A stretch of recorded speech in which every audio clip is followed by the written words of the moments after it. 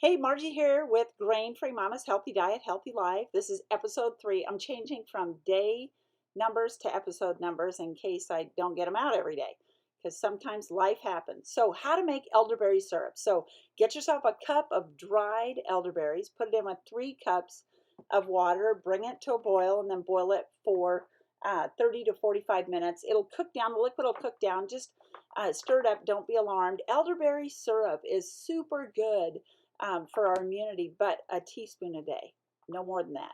While that's cooking, cut up about an inch of fresh ginger. You're going to peel it and then cut it up. Measure out a cup and a half of honey. I use raw, unfiltered.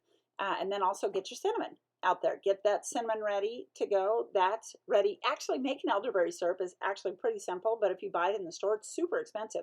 Once you get done making it, which I don't show in the video, you can add just a tiny splash of vodka, and that preserves it better.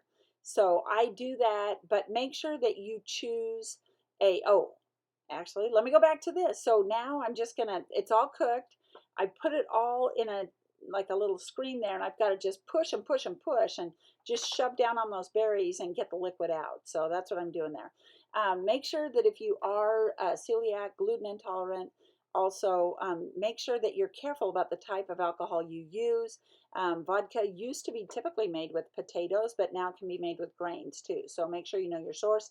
I would not pick a corn or any grain if I was doing it. So I use potato vodka, and there's a couple varieties you have to look for. So, but you can figure it out by asking or even Googling it.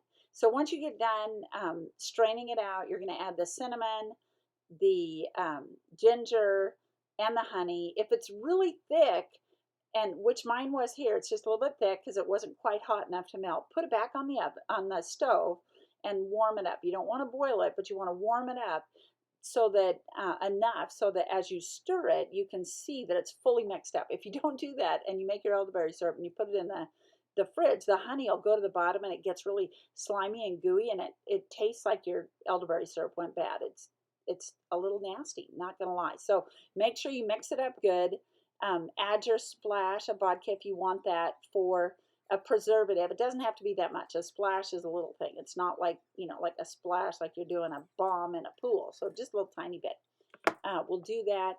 And then strain out your ginger, and then you can spoon it right into jars. I make sure to date mine, the elderberry syrup right there. Once it fully cools down, you can keep it in the refrigerator if you want to. You'd probably keep it on the counter for a little bit. But anyway, and that's how to make your own elderberry syrup.